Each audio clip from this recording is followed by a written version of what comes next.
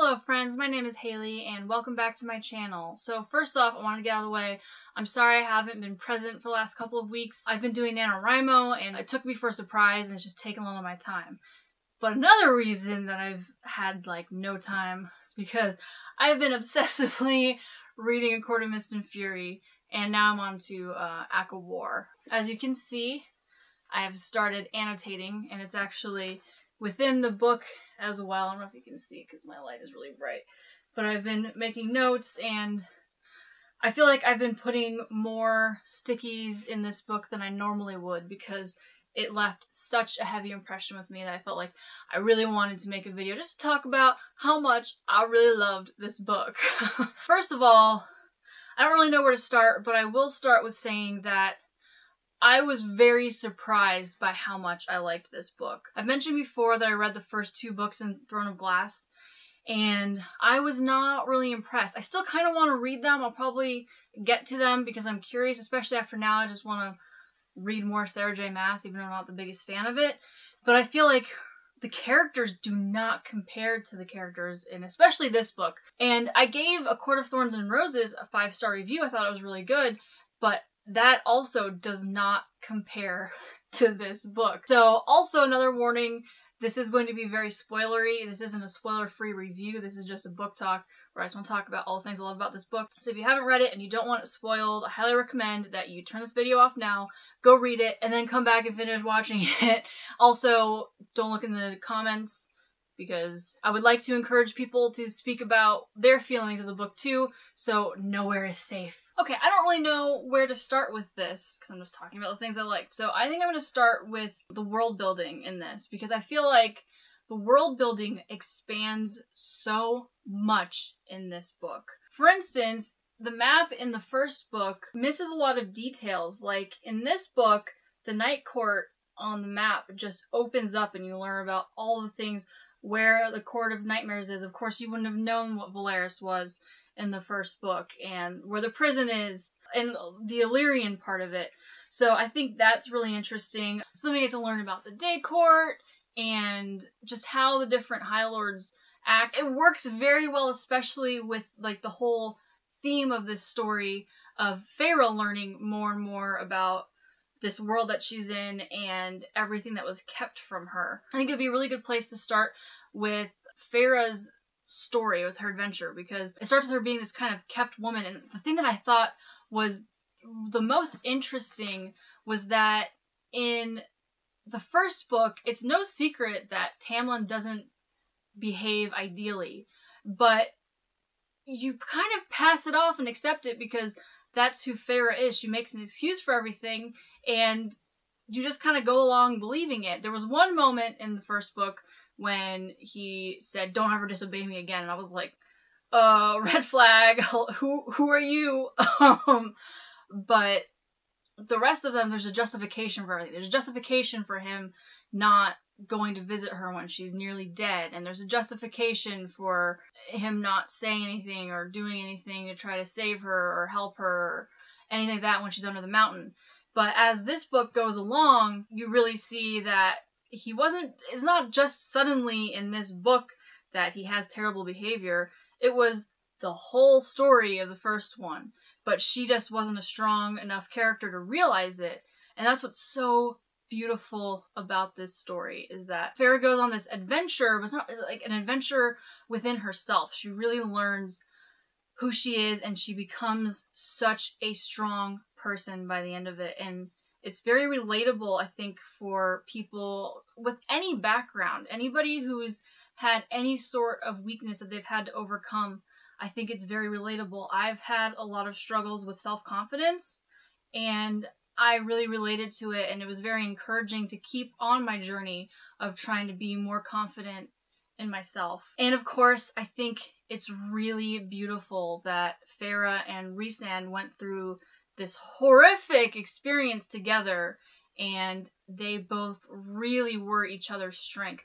They were both able to grow and become stronger with each other's help, but also on their own. I love that it's not just Feyre is the damsel and she needs this guy, because it happens so often in YA. It's not just that she needs him, he needs her, but she also realizes it herself. And I think that's super important for girls to be reading. Now, I don't know if girls can read this book because it's a bit graphic sexually and violently, but for even women, there's a lot of people who have gone through such times of weakness, and I think this is a really good book to help you find your inner strength. Can we just talk about the Illyrians who are introduced to this? They're the Illyrians, but the Night Court's inner circle, they are now like my favorite book family. I love their family dynamic. I love that they sit around a table and flip each other off and make fun of each other incessantly,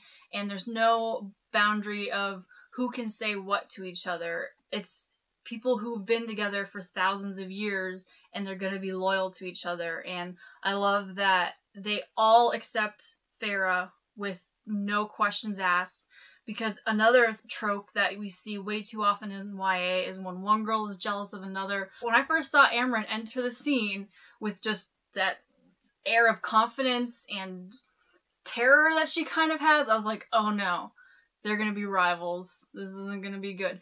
But it wasn't like that at all. They were completely accepting, and they're just great. Cassian and Azriel are like, they're my boys. I said that when they were first introduced in Akawar. I was like, oh, there's my boys. I love those Illyrian boys. It's so real. It makes you feel like they're a part of your family. And I love that you're not just reading this book for the romantic parts.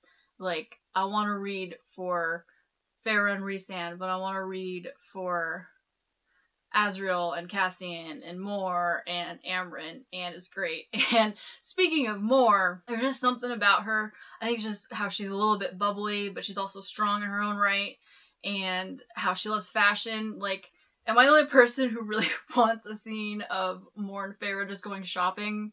Because I keep thinking about that incessantly, and I really want to get it. Just, it can drive the plot still. Like, they could be looking for dresses and talking about war or whatever, but I just really want that because I feel like that's kind of the sisterly bond that they have. Obviously, as I hinted, there's some very heavy romantic themes in the book. Some of it's very sexy, but and it leaves you throughout the whole book, you're just frustrated because they'll tease something of Feyre and Rhys, like when they're at the Court of Nightmares, or when they're in that little tavern in the Illyrian, when they're out training. You get all these little teases and you're like, oh my gosh, just get together already. But again, like I said earlier, it really ties into they can't get together until they're both ready for it. And the way that they do end up getting together finally is so beautiful. Like the moment at Starfall when she paints the star on him and she's like, oh my gosh, I just painted for the first time since all this crap happened. Like, it's beautiful. Every little realization is beautiful, and it doesn't need sex for them to bond. And it strengthens their bond that they don't have it until this big reveal that they're mates. Aside from the character development and the beautiful romance, I also think there was just a wonderful story told from beginning to end. I love all of the information going into trying to uncover what the king is all about. And my favorite part about it is that we don't go into the war.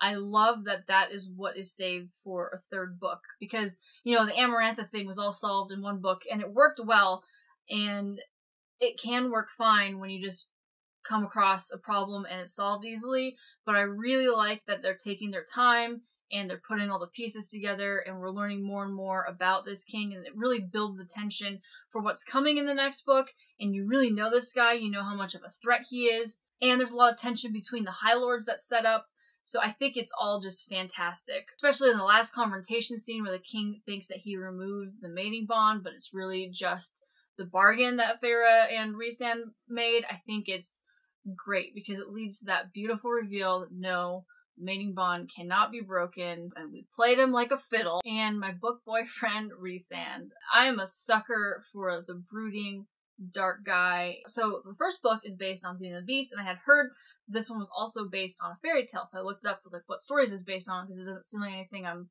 that's ringing any bells, because I didn't realize it's based on a Greek myth, which is the story of Hades and Persephone, and that is my favorite Greek myth. So it's just fitting that I would like this book so much, and that Rhys would speak to me so much as a character. I love the sarcasm. I love that he just reeks seduction and sexuality. He's funny, and just all that he's, as Farrah says multiple times, a shameless flirt. I love that he has this noble cause, that he makes himself come across as this really dark, sinister character to protect this entire city that he loved, that it's his duty to protect his people. Because I also really love honorable characters, so he's just like this perfect mixture of all the characters that I love.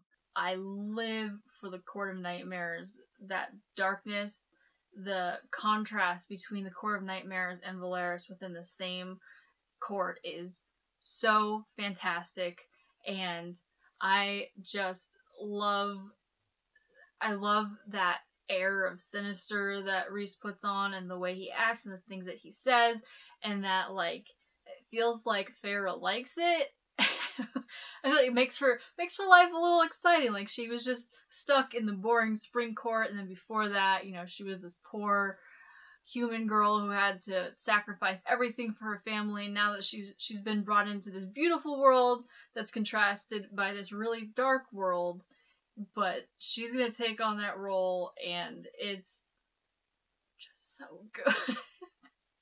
I know I'm not saying anything like profound, but I can't find the right words to express how I feel about the darkness. I just really like dark things, and I especially love when it contrasts as much as it does, like it does in this story. Also, I really love Farrah. Like, in the first book, I was like, she's kind of a drip, and I'm not here in the book for her, but the world around her is really interesting. In this one, I was so happy to see this girl grow. Like, I wrote in my annotations, like, that's my girl, when she had these just amazing moments of strength. It was so beautiful and rewarding to see her grow and become stronger and confident, to when she gets to ACOWAR, she's a totally different character than she was in the Court of Thorns and Roses, and I love it. And it's just further proof of why she is Rhys's soulmate, who they've been destined to be together. It makes sense that these two characters are meant to be together.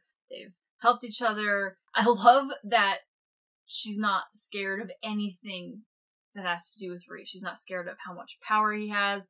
She's not scared of the Court of Nightmares, like what he asks her to do. She doesn't even bat an eyelash. There's no embarrassment to it.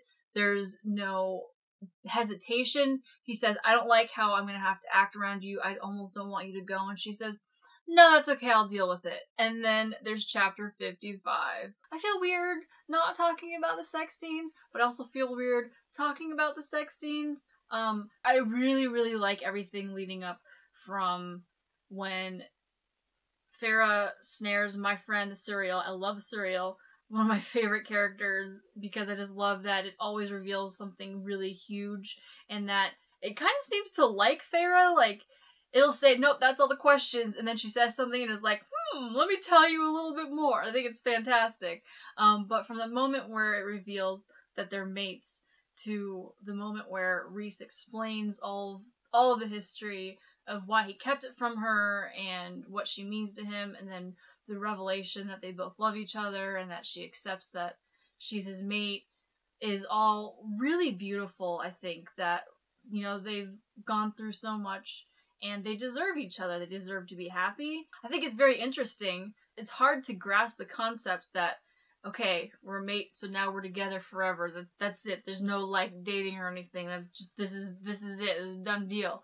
I mean, they kind of danced around each other for the whole book, but, like, they're like, hey, you know what? I love you. Let's just be together forever now. But it makes sense in that we can't grasp as humans or real people that there's this bond that is so strong that it's just the person that you're going to be with. There's no reason to question it.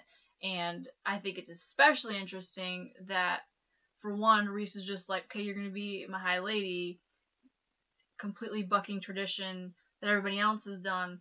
But also that Farrah's like, okay, I'm gonna accept that responsibility even though I have no history with ruling, and maybe I'll have a book talk about ACOWAR too, but little spoiler of that, just that she really just takes the role on very naturally. She doesn't have any qualms with having this new, suddenly very incredibly high position of power.